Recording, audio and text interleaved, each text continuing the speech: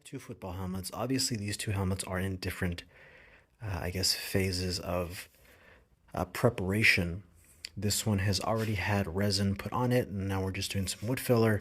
This one has just resin on it. Haven't done any type of sanding on this. So this is just basically the raw print with resin on top. This one is the print with resin, been sanded down, and now just filler primer just to kind of fill some of the gaps and holes and stuff. So the exact same file on the exact same printer, oddly enough also completely by accident with the same filament, not the same spool but the same brand and color, which was the Tech Bears black PLA. So that was done by complete accident. I just happened to have two of the same spool, using two of the same spools. So this is the first one I did on a stock Ender 3 S1 Plus.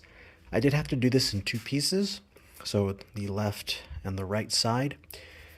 Each side took about 35 hours. So this one took a total of 70 hours to print. So this is actually not everything. So I still had to print the face mask and also the kind of the bits and pieces that go to that face mask. And I think this was like another 25 hours. I haven't printed this on the machine with the Sonic Pad, so I don't know how much time that will cut off. I assume it's going to be quite a bit because there's a lot of support with this. And I'm actually really surprised that this even printed at all, just because of the design of it. But it printed out, came out pretty nice. But let's get back to the helmet. So yes, 70 hours just on the helmet. Again, printed in two halves, each half taking taking 35 hours. This was done on the same printer, but with the Sonic Pad. Sonic Pad are on conservative settings that are going at about 100 millimeters per second, and that's just simply because the bed is pretty substantial. It's big. It's a lot bigger than, almost double the size of the S1 and the S1 Pro. So I didn't really want to push it to its limits on this one because it is such a big print. I wanted it to actually finish and not fail. So 100 millimeters per second, and I think I was at 3,000 millimeters per second in acceleration. So conservative speed, and this one took a total of 30 hours. So each half took 15 hours. So this took less than half the time to print. So in the time that it took me to print one, I could have printed two and still had some time left over using the Sonic Pad. And quality was actually pretty much the same. I didn't notice any glaring differences.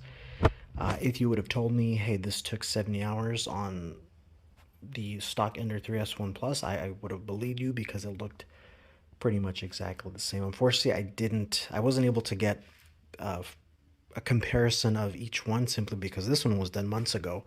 This one was just done a few days ago, and I should have taken some pictures. Well, actually, I did post some shorts on YouTube about this one. So yeah, the quality, I did get some ringing, and that's because I didn't have the input shaper tuned, and I did PLA weld. Actually, you can see kind of the quality inside from there. One odd thing about it is the supports, because I did have to print it upside down. So as you can see there, you have all the stuff from the supports.